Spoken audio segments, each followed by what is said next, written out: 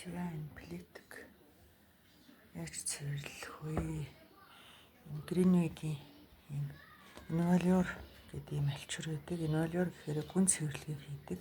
За энэ тал нь ийм барцгар тавруутай. Нөгөө тал нь ийм зөөлөн талтай. За тэгээд энэ чиглээд би норгоцсон байна. Энэ альчуураараа ингээд өнгөлөөд ингэж чирчдэг байгаа. За энэ бол нөгөө дохок печний дотор тал. Тэгээд плитийн дээрээ цай сүү хөөрүүлээд ингээд хоол мод дэврээд ингээд загалдчихдаг шүү дээ. Нэрийг бол яахад гаргав. Энэ спонж бол их сайн спонж байгаа.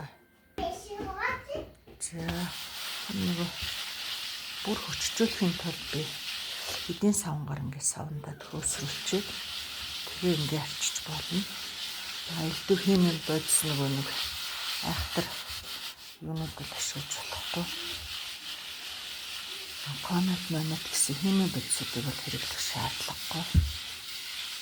За тэгээд нэг өнгөлж ингэж арчсныхаа дараа цэвэр усаар базаж арчаад тэгээд өнгөлөг талаар нь арччихад буян горноо. Зээ өнгөлөг талаараа ингэ арчиж хар зэрэг. Сайхан талигаад.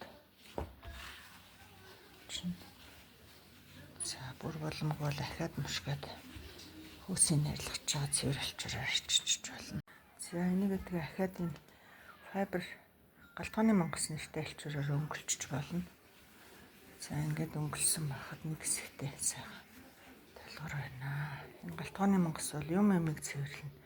Тоос, тортог. За тэгээд нөгөө юм дагтарсан юу тавилганы нүүр, шил, дохок, печ нүүр энэ төр бүгдийн сайхан арчна.